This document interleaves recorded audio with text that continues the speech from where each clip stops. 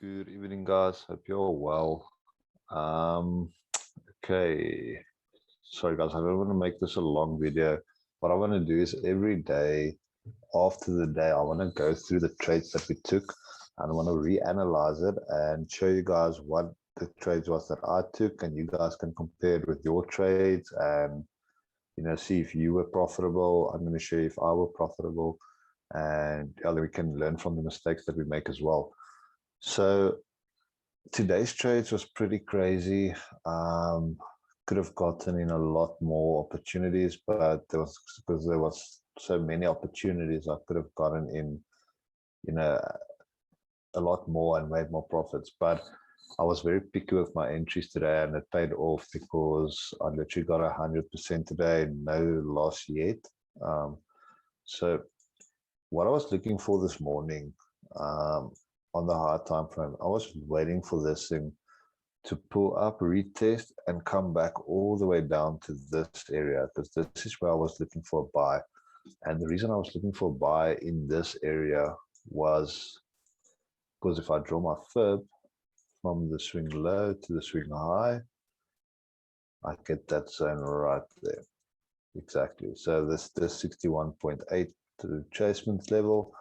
And so normally markets retrace, and that's like the strategy that I showed you guys. It's a very simple strategy, but it's so powerful. So I was waiting for that retrace to this levels here. And going on the 15, I saw that it actually started rejecting. I didn't put anything here. I was waiting for it to come down here or to go up here to look for sells. So I just left it, and I saw that it actually was pulling down into my zone, and I don't know why, but I didn't get into a trade here. I think I was busy with something. My limit orders was set a bit low. My limit orders was set at 435. 435. It's around here. No, I think what happened here? I have to think now because it never triggered my orders, and I see it did come down. All my orders was a bit low. I think my orders the first time round was 12,350 right here. So that's where my limit orders was. So it never got triggered, and it was so bad because it literally rejected exactly in this zone here. Never got triggered. It came very close, came really close, but yeah, never got triggered. So missed out on that trade, but it was all good. So then I started to see it. Okay, it's forming this uptrend. It rejected this level, so now I'm expecting this thing to go up. But I'm looking for my buys, but I couldn't get in there, so I'm going down to the 5-minute, trying to find the entry. So looking at the 5-minute, I was literally trying to scalp this market up. So scalp literally in and out of the market. I saw this break of structure here. Yeah, I was already looking for entries here.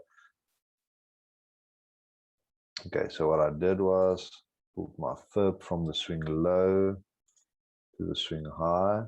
I was looking for entries in this zone, yeah. Pulled into my zone and I got in. I think I got in exactly on this level. Now my stops was just below the structure, the previous structure. So this is the previous structure, so it's just below, I think, for 350 pips. Yeah, somewhere there. Targeting 350 TP1. And this trade I won. So the TP1 and it also TP2 for 700 pips. So I was already up 1,000 pips in this trade. Took 1,000 pips off the table. Really good trade. Could have kept it way longer because this thing just blew up. But yeah, and then again, I was looking for more entries, more buying opportunities. So looking at the 5-minute, or let's go to the 15-minute. So yeah, I was like the whole time tracking this thing, trying to find my entry. again. So I was tracking it up, never came down to my level. It just kept going up. Okay, well, this is actually the candle that was so nice. So I kept tracking it up. Nothing happened. Okay, I'll have to go to the 5 minute because this thing was volatile. So I was tracking it from the swing low all the way to where it was now, waiting for that retracement. Because listen, the market has to retrace. Like, that's how the market works. It works in waves. So it can't just go one way. It has to make a retracement before going up again. And so I was just waiting for that retracement. And when it retraces, it should retrace to the 61.8 level. That's the rule of the strategy. So I was just waiting, and we finally got this pushed down. And I was actually entering literally somewhere around here. Like, I can't remember exactly where, but it was a weak entry, like a solid weak entry. If I go into the 1 minute, I was waiting for that rejection. Yeah, it was in the zone here. So I got in for my long position on the 1 minute. 500 pip stop loss. This was a bigger stop loss. TP1.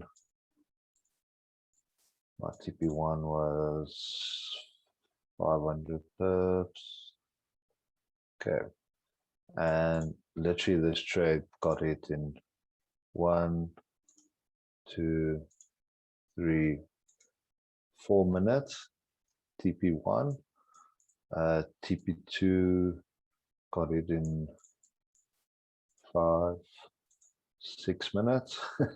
This was a crazy trade, guys. This was a crazy trade. Like, this is the type of stuff that's very powerful, because this means that if you can analyze the market like this and really get these type of entries, nothing's going to stop you. Then it's only going to be your risk management that's going to be the biggest issue. After this, I even had a few runners targeting 1,500. It's my next target. So that's actually TP3. But after TP3, I leave some positions to see how far I can take them. So I locked in more profits there. And then what I did was I actually got into the market again. So the market pulled back. And the positions that I locked in, I got in with again. And didn't get in here. I literally got in at that zone again, there, right there. Got in with more positions. Now remember, I already locked profits. Got in with more positions. My stop loss was actually the tighter 500 pip stop loss, like there.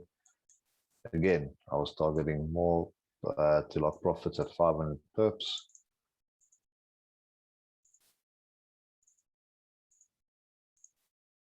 Okay, the TP1. And my TP2 again. TP2 hit again.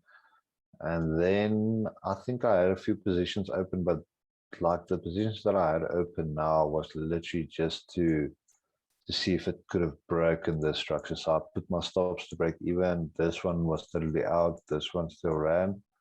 Stops to break even. Yeah. So stops to break even here. And I left it to see if it can break through. Never broke through, or it almost broke through, but then it got very bearish.